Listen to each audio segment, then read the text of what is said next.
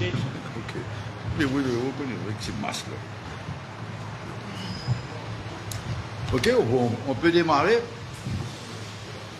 Madame, messieurs, merci d'être venus nous rejoindre. Il est de tradition que, à la veille de chaque saison de course, le Manchester Club convoque la presse, soit pour vous dire dans quel état d'esprit nous sommes à la veille de démarrage de la saison de course, et aussi, évidemment, pour répondre à vos questions, si vous en avez. Comme vous savez, nous sommes le MTCSL, représenté ici par M. Decharnay, M. Pinault et M. Ramnaren, attend toujours sa licence. On reviendra dessus tout à l'heure.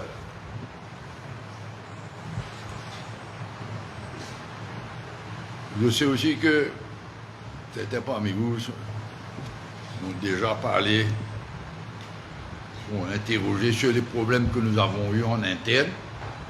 Oui, nous avons eu des problèmes en interne entre MTC et MTCSL. Ces problèmes, nous les avons résolus, si je peux m'exprimer ainsi. Et donc,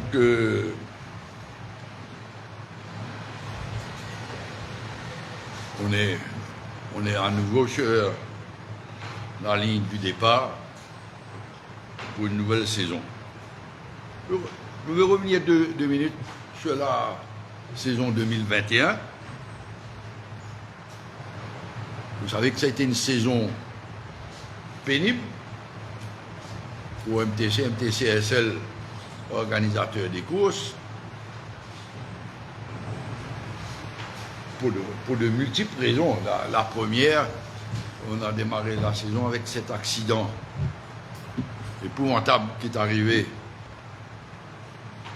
au jockey Juglal. Et puis, nous avons une saison entière in camera.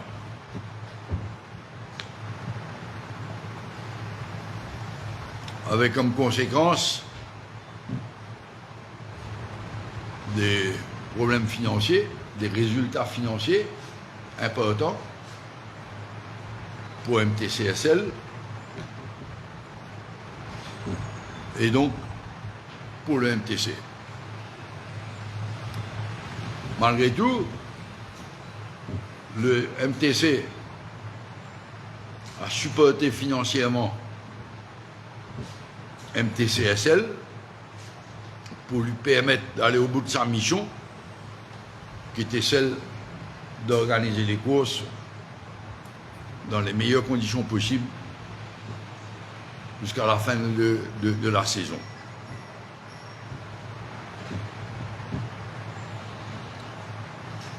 Et il est évident qu'on ne pourra pas se permettre d'avoir une autre saison comme celle-là. C'est-à-dire une saison entière, une caméra, sans public, sans bookmaker, sans aide de l'État.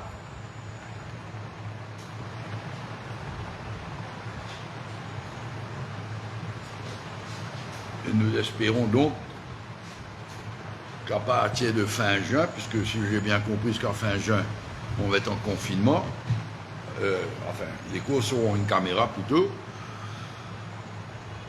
J'espère qu'à partir du 1er juillet, on pourra entamer une saison normale.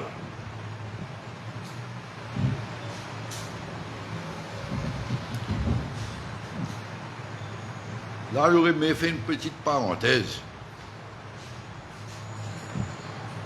L'État a décidé que les courses devaient se passer une caméra. On peut comprendre qu'il y a des gros problèmes avec le Covid, une pandémie. Mais nous pensons que entre ouvrir complètement et avoir une saison, une caméra, il y avait peut-être une solution intermédiaire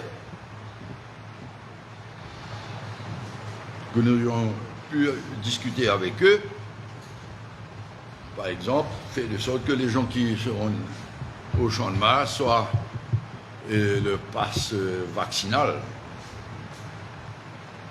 C'est une des solutions possibles. Quand vous pensez qu'il y a des casinos qui sont dans un endroit fermé, clos, et qui peuvent accueillir autant de personnes qu'ils veulent, alors que dans un espace ouvert comme le Manchester Club, nous pensons qu'on aurait pu, sous certaines conditions, accueillir le public. L'État a pris sa décision. J'espère qu'elle ne va pas durer trop longtemps.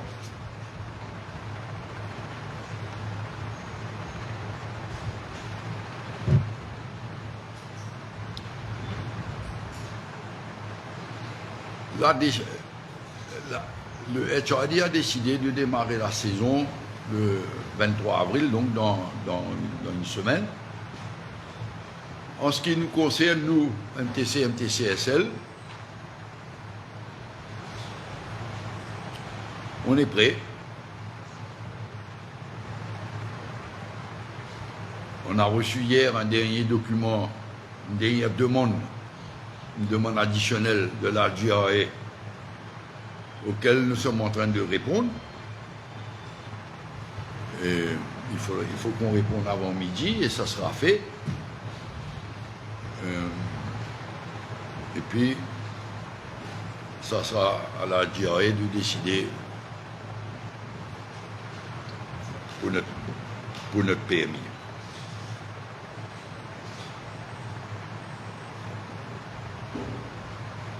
Je vous disais plutôt, c'est très difficile pour une compagnie publique comme MTCSL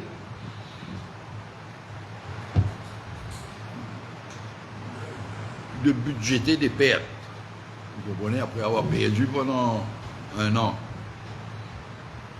un chiffre qui se situe autour de 65-67 millions, il est difficile pour nous de faire encore des pertes cette année-ci. Et nous espérons avoir des discussions dans un proche avenir avec la GRA pour voir, excusez-moi, le document doit partir justement. Pardon? Pardon.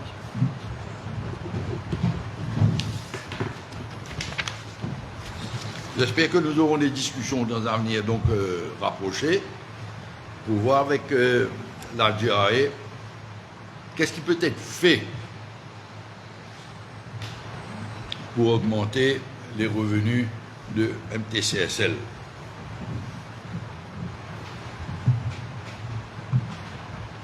Nous avons des suggestions à faire, en particulier quand il s'agit des paris clandestins. Vous savez tous que c'est probablement le mal le plus important qui ronge cette industrie des courses. Et avec le confinement de l'année dernière, nous avons l'impression que ce mal a été encore plus important l'année dernière. Nous avions sollicité la GRA l'année dernière pour leur dire « Oh, allons s'asseoir, allons voir comment, ensemble, on peut faire de sorte de baisser le volume de paris clandestins. »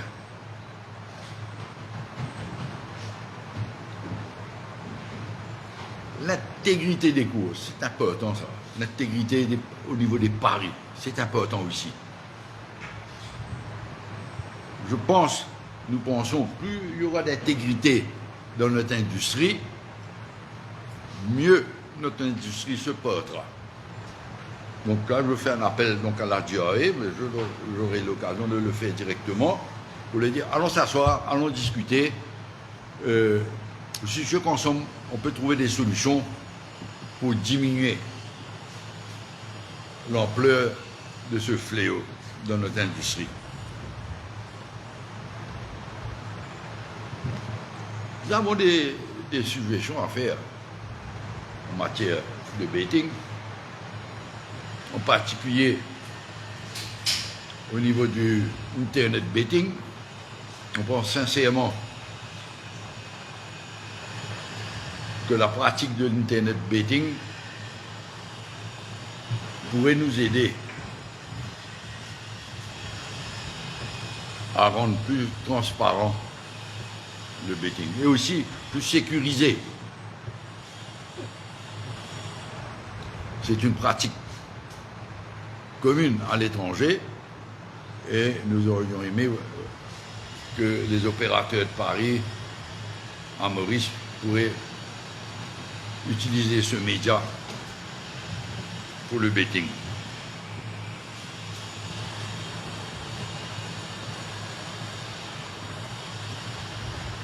Étant donné les difficultés financières auxquelles notre industrie a besoin de faire face, à cause de la pandémie d'abord, et aussi à cause du illegal betting, nous n'aurons pas d'autre choix, par exemple, de revoir les stake monnaies, qui est un item important dans nos dépenses. Mais il est plus possible d'imaginer que nous pourrions distribuer des stake monnaies out of losses. Je ne sais pas si vous comprenez ce que je veux dire. Évidemment, cela se fera en concertation avec les principaux intéressés, propriétaires et entraîneurs, mais nous prévoyons une difficulté à ce niveau. Moi, voilà ce que je voulais vous dire. Je suis très optimiste quant au démarrage la semaine prochaine, même si je pense que il risque de pas avoir beaucoup de chevaux. Mais je crois que les Toughys attendent tous le démarrage de cette saison.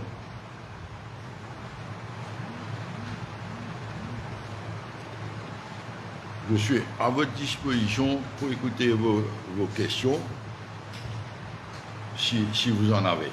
Merci.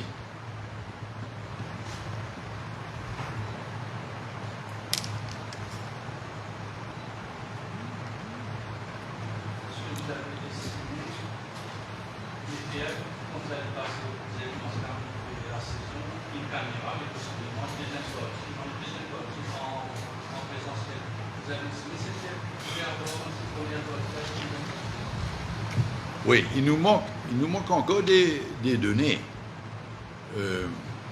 Les prix restent. Combien de temps va durer le confinement?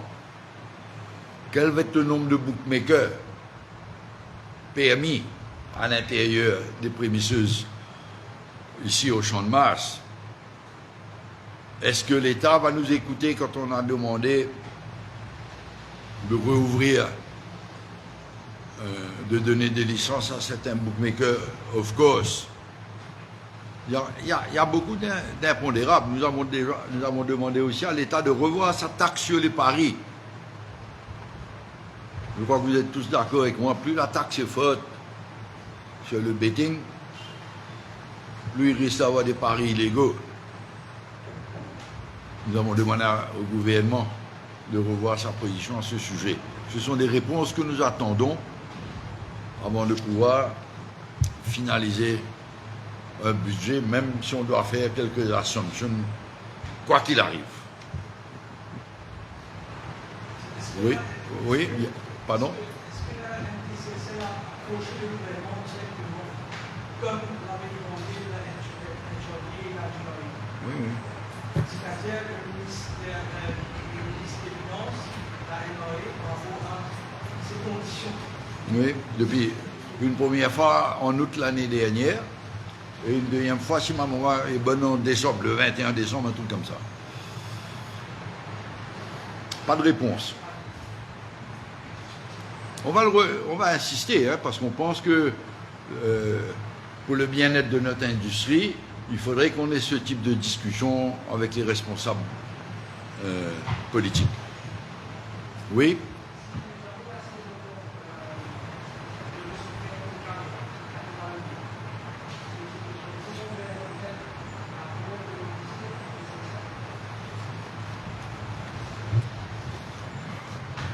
Difficile de vous dire la mort.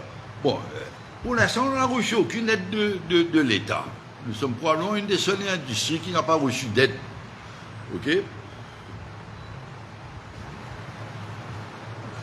J'ai du mal à envisager ça, même si je comprends votre question. Comme moi, vous devez regarder les matchs de foot qui se passent dans les grands pays européens, où la pandémie fait autant de désordre qu'ici, sinon même peut-être plus qu'ici, et vous voyez les stades pleins. Je crois qu'à un moment donné, mais enfin ça c'est un avis tout à fait personnel, il faudra apprendre à vivre avec cette pandémie. Oui, l'année d'avant. Oui.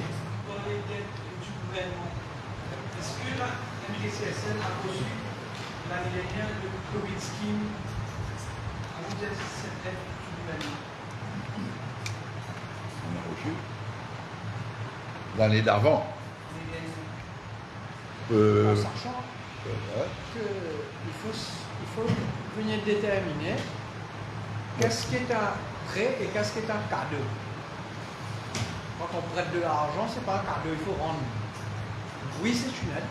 On a eu une idée. Je pense qu'il y a eu des aides l'année dernière, mais ce ne sont pas des cadeaux. Il y a... il faut rembourser.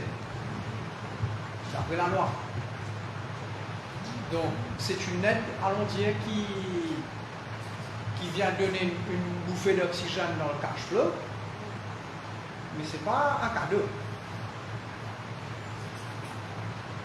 C'est que l'État perçoit la taxe GDP. Si on met ça par rapport au Paris, parce que ça fait que je fais depuis dans les presse, et c'est gens qui écoutent aujourd'hui le Paris, j'ai l'impression que la situation reste toujours en place, il n'y a pas une volonté politique, policière pour laisser arrêter de Paris. Est-ce que vous êtes possiblement contre ça? Il y a quelqu'un qui fait ça, qui va priver, qui n'est pas Paris les autres, vous faites des déclarations, la police peut faire une enquête, peut-être ça. Est-ce que c'est le troll? Ça pourrait le devenir au moins en partie. Mais nous avons le sentiment que l'effort qui est fait pour contrôler les paris illégaux, cet effort-là n'est pas suffisant. N'est pas suffisant.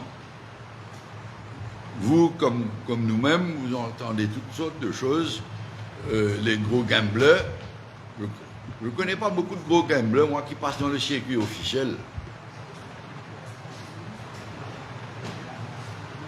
J'ai attiré l'année dernière l'attention des autorités. J'ai l'impression que nous n'avons pas beaucoup été écoutés dessus. Hein.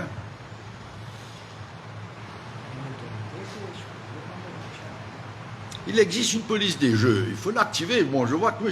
Wood a été voir le MRA et d'autres personnes encore pour solliciter le RAID pour aller un peu plus loin dans ce contrôle de ces paris illégaux. La principale victime, ce sont les propriétaires, les entraîneurs, les turfistes et l'organisateur. Je crois avoir dit ça l'année dernière, quand on était un full organisateur encore. Je disais, on prépare une saison de course. Hein, c'est comme le planteur de pommes d'amour. On a semé, on a arrosé, on a fertilisé. Et au moment de la récolte, nous pensons que plus de 2/3 de la récolte tombe dans les mauvaises poches. C'est pour ça que je fais un appel aux autorités allons s'asseoir, allons causer.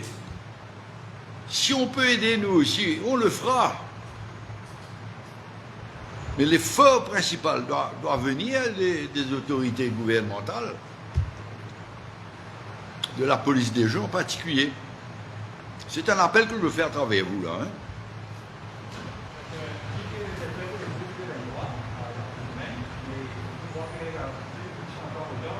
Pardon, qu'est-ce que c'est en retard?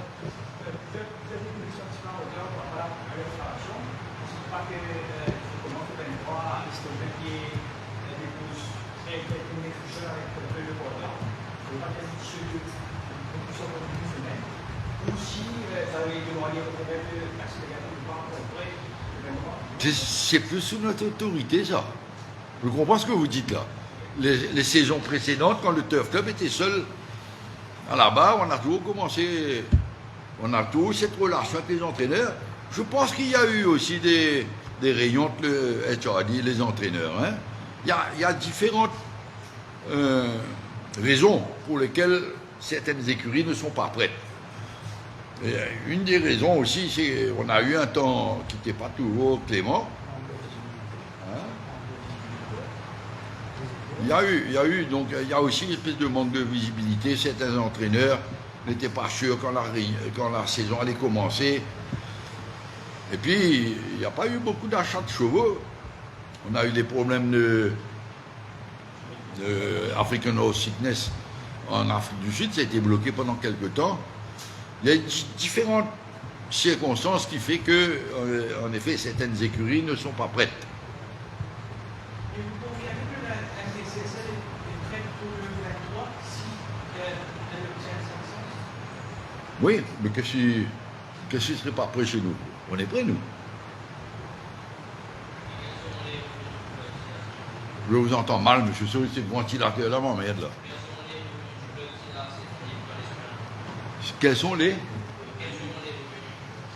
Si ça débute ou ça débute pas. Si on n'a pas de revenus, nous. Là, pour faire la paie des employés, c'est un exercice compliqué. Pas de course, pas de revenus. C'est aussi simple que ça.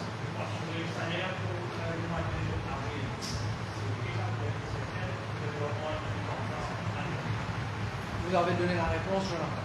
Il faudra reprendre un emprunt. Il y a des assets.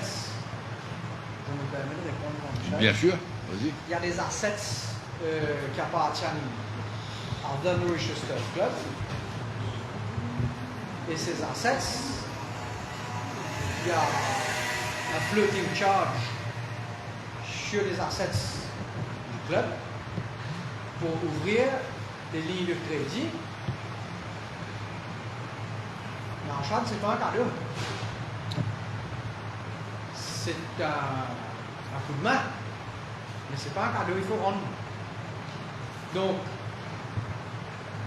on peut tenir, mais pas ad vitam aeternam. Ce que Jérôme Pilot est en train de dire est essentiel.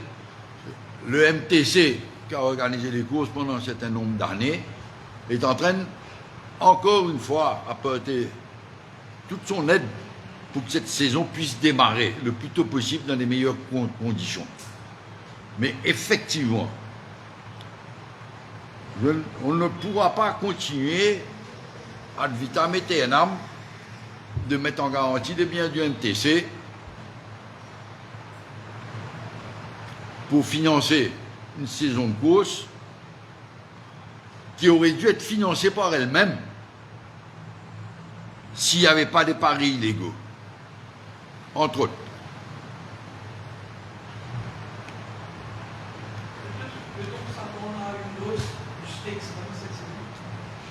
Dans l'état actuel des choses, pas pour les 3 prochains mois.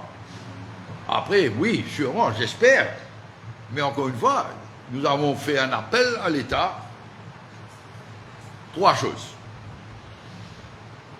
Baisser la taxe sur les paris. Dans tous les pays au monde où ils ont baissé la taxe sur les paris, le chiffre d'affaires a augmenté et l'État a été le principal bénéficiaire. Ça veut dire une augmentation de revenus pour l'État. donc pour le club. Deuxième chose, redonner des licences à des bookmakers, of course. Ça nous a privé en 2019 de 40 millions de revenus par an. Et c'est bottom line. Et c'est bottom line. Troisième chose, étant donné la difficulté de la police des jeux de pouvoir contrôler des paris illégaux pour le moment, je dis bien pour le moment, pourquoi ne pas imaginer que les organisateurs de paris, les bookmakers en particulier, sur notre site ici, pourquoi on n'a pas un fixed fee?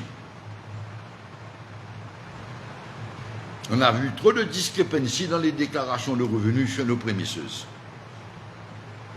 On a vu trop de discrepancies sur les déclarations de revenus sur nos prémisseuses.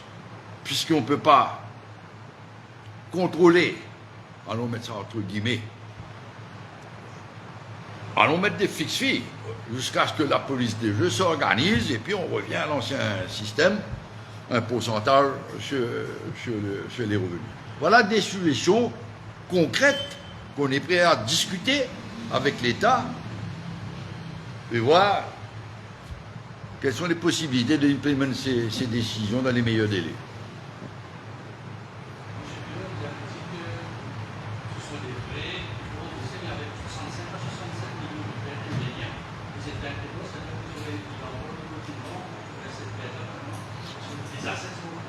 Oui, on a des assets qui valent bien plus que ça. Oui, mais le job de la banque n'est pas d'aller saisir les assets pour revendre. Le job, c'est de s'assurer que nous allons avoir les moyens de repayer in the normal course of business. Je pense savoir où vous voulez en venir. Jean-Noël, c'est ça? Jean-Claude. L'eau est en train de monter. Le niveau de l'eau est arrivé là. Donc, oui, on pourra tenir, mais pour combien de temps? Pas de course, pas de revenus. Maintenant, si on fait des courses et qu'on perd de l'argent, on est en train de repousser le problème. We are back to square one. En sachant que si on fait 60 millions de profits cette année-ci, ça va être zéro, ça. Hein? Et vous pouvez prouver les dettes de l'année dernière. Voilà. Et vous n'êtes pas censé savoir que, enfin, vous êtes censé savoir, je pense, que d'après le Companies Act, une compagnie publique cannot willfully operate at a loss. Donc, nous avons 3 directeurs pour le moment présents ici, pour le moment sur le board de MTCSL. Nous devons nous assurer que la compagnie va opérer de manière profitable.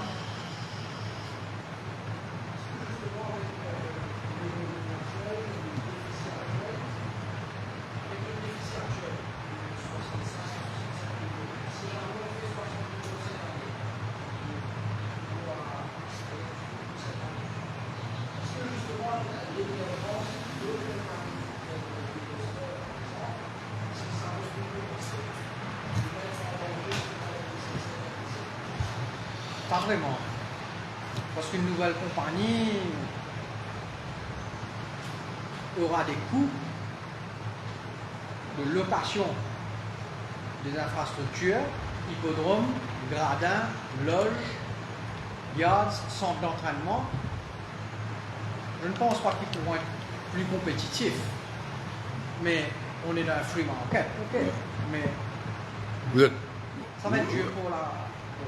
Vous venez de dire vous-même, je ne sais pas qui m'a posé la question. On n'a même pas des chevaux, suffisamment de chevaux pour rouler une saison de course avec un organisateur de course, mais on va aller chercher un deuxième.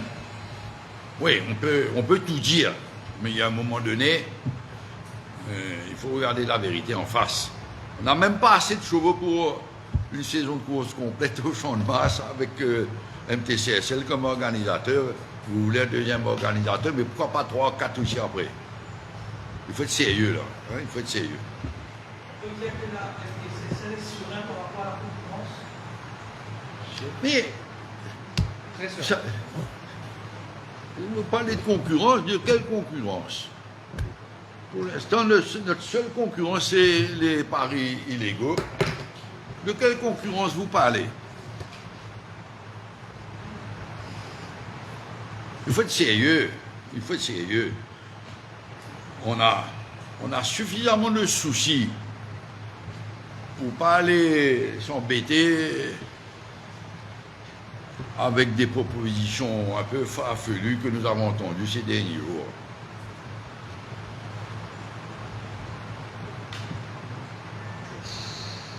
Vous avez d'autres questions, messieurs? Peut-être quand on aura notre licence, on se reverra s'il y a lieu,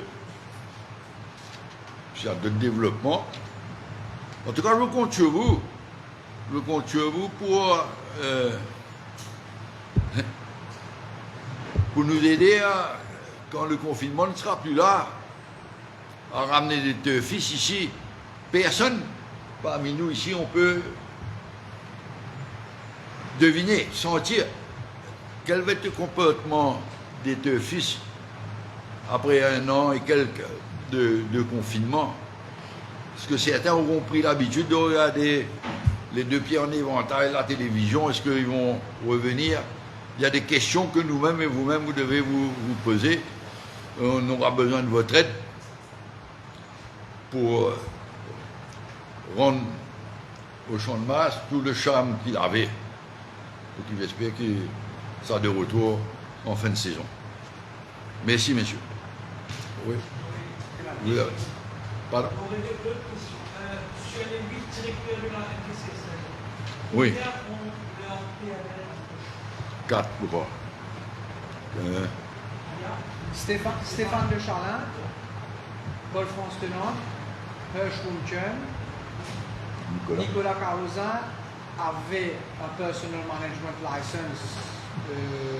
Si je ne me trompe pas, je pense que la GRA a demandé qu'il retourne sa licence parce qu'il n'avait plus le locus standard d'avoir une licence ayant démissionné comme directeur chez le conseil d'administration. Les 4 autres directeurs, y compris moi, nous avons fait une application et je pense que, en toute logique, tout le monde peut comprendre qu'on applique pour une licence quand on a un statut. On ne peut pas appliquer pour une licence de PML si on n'est pas propriétaire ou on n'a pas un statut. Donc, parce que l'application elle-même vous demande quel est votre statut, vous appliquez en quelle capacité. Donc les directeurs sont en point, conformément à la Compagnie, Companies Act et du Code of Corporate Governance, et en simultané, l'application est faite. Et donc... Normalement, ça ne prend pas du temps. Mais ça ne prend pas de temps.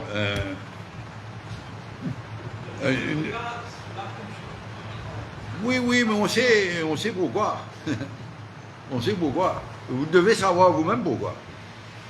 Vous devez savoir, plus qu'un autre encore. Vous devez savoir pourquoi. Par rapport à Paul-France Tenant, son âge apparemment... Oui, mais dans toutes les compagnies publiques, quand vous avez passé 70 ans, il faut que tous les ans, votre directorship soit renouvelé ou ratifié. Et ça avait été fait pour Paul-France avant même que la question soit posée par le... Dans toutes les compagnies publiques, c'est comme ça, et c'est normal.